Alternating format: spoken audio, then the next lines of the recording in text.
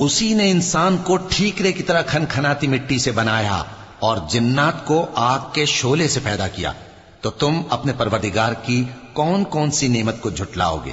وہی دونوں مشرقوں اور دونوں مغربوں کا مالک ہے، تو تم اپنے پروردگار کی کون کون سی نعمت کو جھٹلاؤ گے؟ اسی نے دو دریا رواں کیے جو آپس میں ملتے ہیں، مگر دونوں میں ایک آڑ ہے کہ اس سے تجاوز نہیں کر سکتے، تو تم اپنے پروردگار کی کون کون سی نعمت کو جھٹلاؤ گے؟ ان دونوں دریاؤں سے موتی اور مونگے نکلتے ہیں، تو تم اپنے پروردگار کی کون کون سی نعمت کو جھٹلاؤ گے؟ اور جہاز بھی اسی کے ہیں جو سمندر میں پہاڑوں کی طرح اونچے کھڑے ہوتے ہیں، تو تم اپنے پروردگار کی کون کون سی نعمت کو جھٹلاؤ گے؟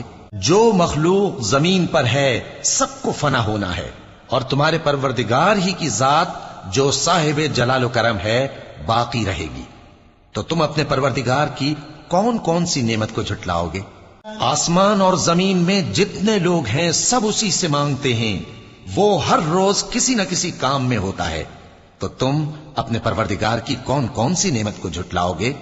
اے دونوں جماعتوں، ہم ان قریب تمہاری طرف متوجہ ہوتے ہیں، تو تم اپنے پروردگار کی کون کون سی نعمت کو جھٹلاؤ گے؟ اے گروہ جن و انس، اگر تمہیں قدرت ہو کہ آسمان اور زمین کے کناروں سے نکل جاؤ تو نکل جاؤ، اور زور کے سوا تو تم نکل سکنے ہی کہ نہیں، تو تم اپنے پروردگار کی کون کون سی نعمت کو جھٹلاؤ گے؟